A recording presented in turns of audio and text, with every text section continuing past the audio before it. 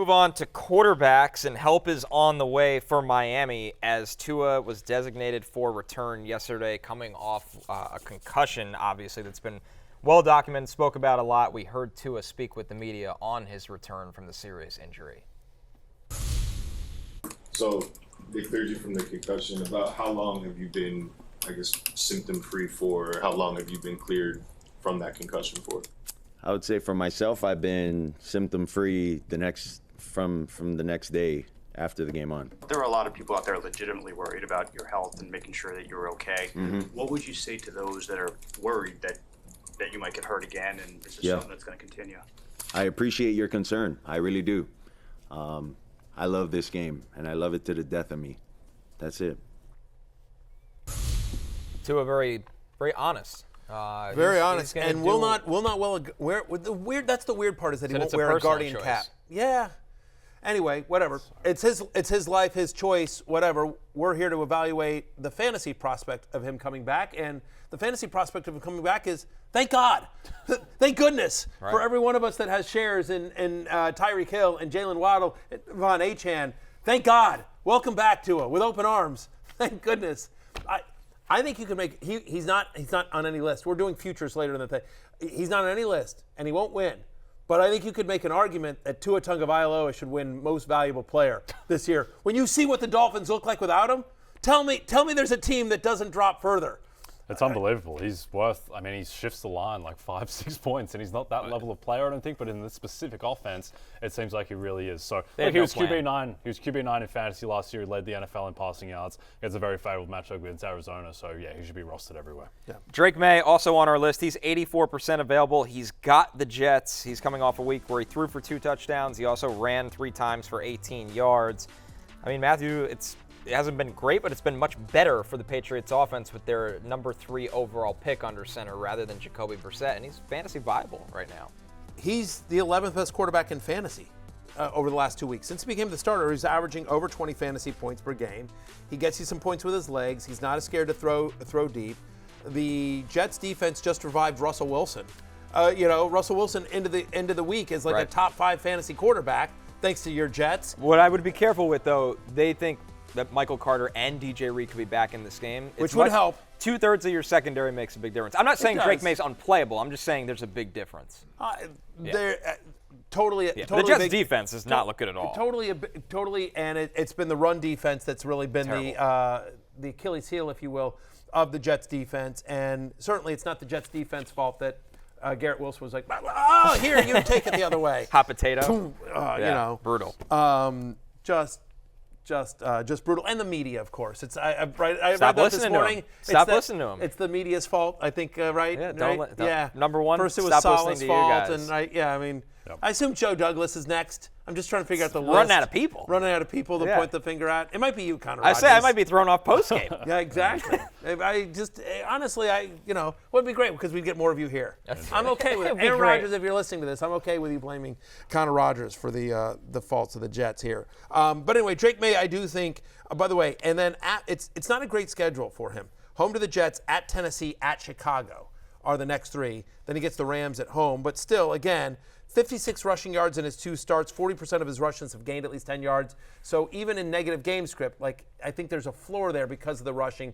And I do think Drake Maye is borderline. He'll probably be in the mid-teens this week against the Jets, but he's definitely 2 QB league playable. He's probably rostered already in any 2 QB leagues. But I think in the right matchup, he's a borderline QB1. How about new grape slapper Russell Wilson, Jay?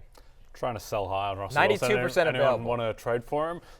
Look, the reality is, I get that. I'll give you Mason Rudolph for him. I don't want that. He had the great stat line. He was solid overall, but the reality is he went 16 for 29 against a banged up, just not very good defense at the moment, and required some absolute miracle plays to produce. So, look, the Giants' defense isn't amazing, but it's not abominable by any stretch. Dexter Lawrence having an insane season. So, Russell Wilson, I think you can probably start. You can find better options to start than Russ this week.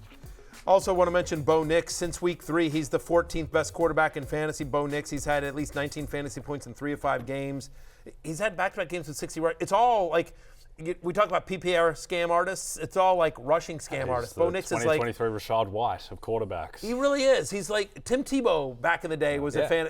And not that he's Tebow, but He's not a good Is passer. he Taysom Hill? It's a little Taysom Hill-y. Like, it's just like, it's all kind of. But he can't play tight end? But the points count the same. And he gets Carolina this week. Like, if ever there was a streamer, the Carolina Panthers. Also, by the way, if Jameis gets the gig in Cleveland, we've talked about him, Jameis becomes interesting. You know, with Njoku and Tillman and, I don't care. Somebody's down there open, it'll be fun. All right, let's move over to tight rooting for ends Jameis to for get the waiver wired. Cade Otton with a big game, 10 targets, 8 receptions, 100 yards. He's 61% available. He's got the Falcons coming up, and with the injuries, these looks can continue. Look, tight end, it's such a barren wasteland at the moment. It is really just about opportunity to go with a little bit of talent, and Cade Otton has that. So, I mean, he's a top 5 tight end for the time being, I think, being potentially the number 1 option in that offense. To your point, he's had 4 different games with 6 or more targets this season. In those games, and so obviously with Godwin definitely out and Evans hurt, you'd think he's going to get 6 targets. Well, in the games this year when he's got 6 targets, there's 4 games. He's averaging over 12 fantasy points per game. Since week 3, he's the 8th best tight end in fantasy. Hunter Henry also on the list. He's got the Jets. Hunter Henry, 9 targets. He's looked really good with Drake Maye. He's a focal point of the pass game. He has 25% target share in week 7. The 2 games that Drake Maye has started, 15.2 fantasy points per game. There's clearly a connection there. The Jets have struggled against tight ends this year. Will Dissly also on the list here, Jay. He's got the Saints. He's 99% available coming off the big week 7, 11 targets, 8 catches, 81 yards for a Chargers team that threw a little more. Yep, past 2 weeks they've had a positive pass rate over expectation, which is a good sign that they do want to throw the ball a little bit more. Look, any tight end that gets 11 targets from Justin Herbert should probably be rostered, and they get this Saints defense, which is really strong. I've always loved Will Dissly. I have him in a dynasty league. He's a really good blocker, which gets you on the field with Jim Harbaugh. Hayden Hurst didn't play in this game, which helps, but still, they're looking for and no QJ either, but still, you're looking for answers at tight end. The Chargers, Dissly has earned himself some more playing time. How about Noah Fant, who's now had back-to-back games very quietly with double-digit fantasy points, top 10 among tight ends in routes per game. We talk about how much Geno and the Seahawks like to throw. And Jatavian Sanders of the Carolina Panthers, as Carolina's looking to the future and trying to get some,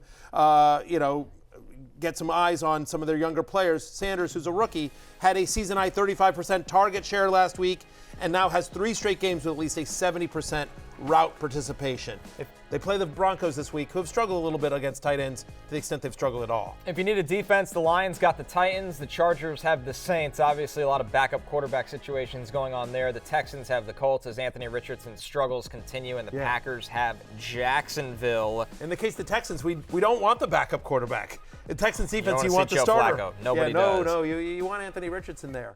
Hey, it's Matthew Berry from NBCSports.com and RotoWorld.com, and I want to thank you so much for watching whatever it is you just watched, or if nothing else, being too lazy to click out of the autoplay after this video started, after whatever it is you actually wanted to watch finished.